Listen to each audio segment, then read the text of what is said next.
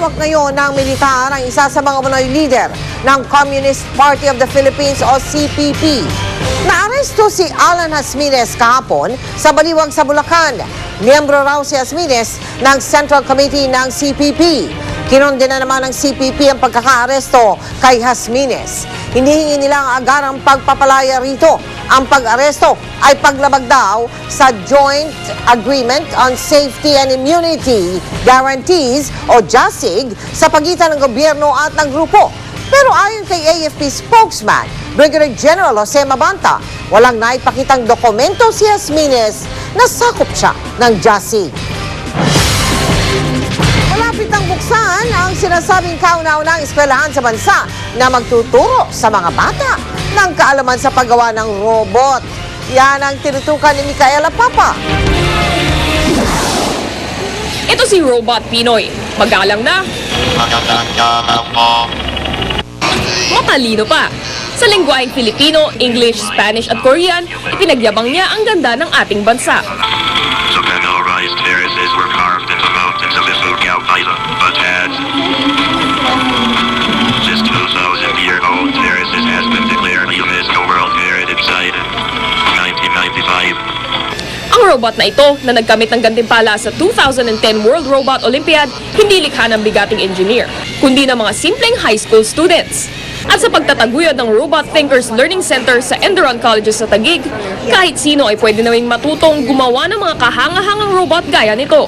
Robotics is just a tool, one of the tools that will is already changing the world. For the young minds that will be taking this, again, it will expand their ability to think.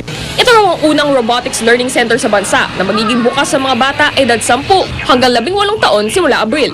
Dito matututo sila ng beginner, intermediate at advanced robotics. Sa paglalaro ng mga bata, nakabubonus sila ng math at physics lesson.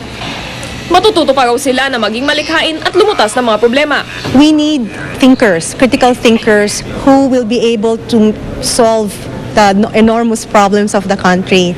And I believe that this is our way of contributing to nation building. Micaela Papa, nakatutok, 24 oras. Si Mel Tiangco, ang inyong kapusong totoo. Humahabol sa Valentine's Day. Ngayong gabi po kasi isang espesyal na kwento ng pag-ibig ang inyong mapapanood. Hindi inakala ng mag-asawang Nomer at Shirley na sila'y muling magkikita pa. Ngunit dahil din sa pagsubok na ito, pinatunayan nilang walang bagay ang mahirap sa mga taong tunay na nagmamahalan. Tunghayan po ninyo. Hindi inakala ni Nomer ng araw ng pagpalaot niya nitong ika-15 ng Enero ang babago sa kanyang buhay. Isa kasing malaking alon ang nagpataob sa bangkang kanyang sinasakyan at ng mga kapwa niya mangingisda. Isang linggo silang nagpalutang-lutang sa dagat hanggang mapadpad sila sa Palawan. Makauwi lamang sila matapos ang 2 linggo. Pero nagulat kami na ang balita sa amin, patay na raw kami. Dahil may nagbalita dun sa tabi na may nakakita dun sa bangka namin palutang-lutang. ang kanyang pamilya hindi na niya nadatnan sa bahay. Umutang daw ang asawang si Shirley upang makaluwas ng Maynila at ipaalam sa pamilya ni Nomer na patay na ito.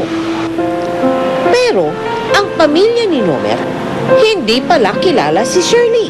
Nagpakalat-kalat kami sa Maynila. Hindi namin alam kung saan kami pupunta. Dahil akala mo patay na siya. Sa isang terminal ng bus sa Cubao, sumilong ang mag-ina. Doon kami natulog ng ilang araw doon, naghintay. Baka sakaling may tumulong sa amin na magbigay ng pamasahe. Pauwi ng La Union. Isang empleyado ang nakapansin sa kanila. Doon pa lang sila nakaupo sa may gilid. Yung bata, nakita ko nagtatakbo. Nag-usap-usap kami na pasasakayin ko siya basta may ordinary. Si Nomer naman, lumuwas na rin sa Maynila upang hanapin ang mag-ina. Magmula nung hinanap ko na sila kung saan ako nakarating, tinawagan ko na yung mga kakilala ko para may sumuporta sa akin. Para malaman ko kung ano na, kung nasaan yung mag-ina ko, kung anong kondisyon, kung anong ano.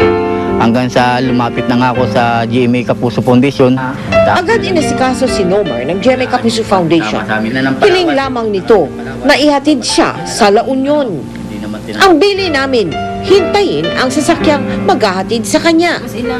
Pero kami ang nag-antay sa kanyang pagbabalik. Saan kaya nagtungo si Nomer? Pero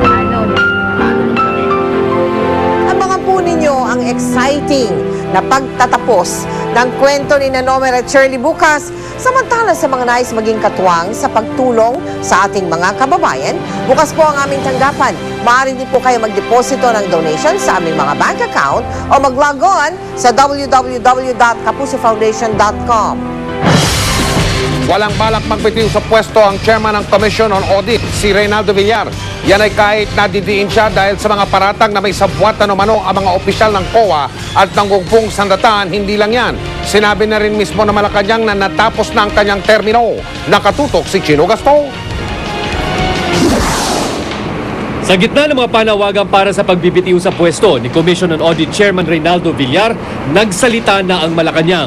Hanggang ngayong Pebrero na lamang talaga ang termino ni Villar. As far as we know, as far as appointment papers that we hold, his position expires last February 2, 2011. Pinag-aaralan po, may tinitingnan ng mga personalities to be appointed by the President. Pero walang balak si Villar na iwan ang kanyang pwesto dahil hanggang taong 2015 pa ang kanyang termino. Na-appoint siya bilang COA Commissioner noong 2004. Pero nabigyan daw siya ng panibagong 7 taon sa komisyon nang hirangin noong 2008 bilang COA Chairman. The Supreme Court has assumed jurisdiction over the question of validity and constitutionality of my appointment. Nasa hot seat ngayon si Villar matapos sumingaw ang umano'y sabwatan ng ilang opisyal ng COA at ahensya ng militar para ma-divert ang pondo ng AFP sa bulsa ng mga opisyal ng militar. Na-appoint man siyang COA chairman noong nakarang administrasyon, suportado naman daw ni Villar ang mga investigasyon patungkol sa umano'y katiwalian sa gobyerno na isinasagawa ng Administrasyong Aquino. Batay sa mga alituntunin ng COA, 3 taon lamang dapat ma-assign ng isang auditor sa isang tanggapan. Pero may mga nakakalusot, tulad ni dating ISA President Auditor Divina Cabrera na inakusahan umanong tumatanggap ng suhol mula sa kanyang ino-audit na ahensya. 13 taon siyang umupong auditor.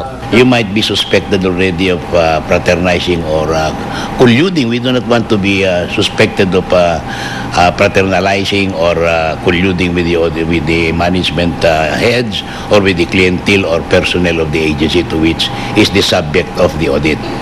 Pero ayon kay dating COA Auditor Heidi Mendoza, na unang nagsiwalat ng mga katiwalian sa diversion ng pondo ng militar, kailangan tingnan ng sistema ng pagtatalaga ng mga opisyal ng COA.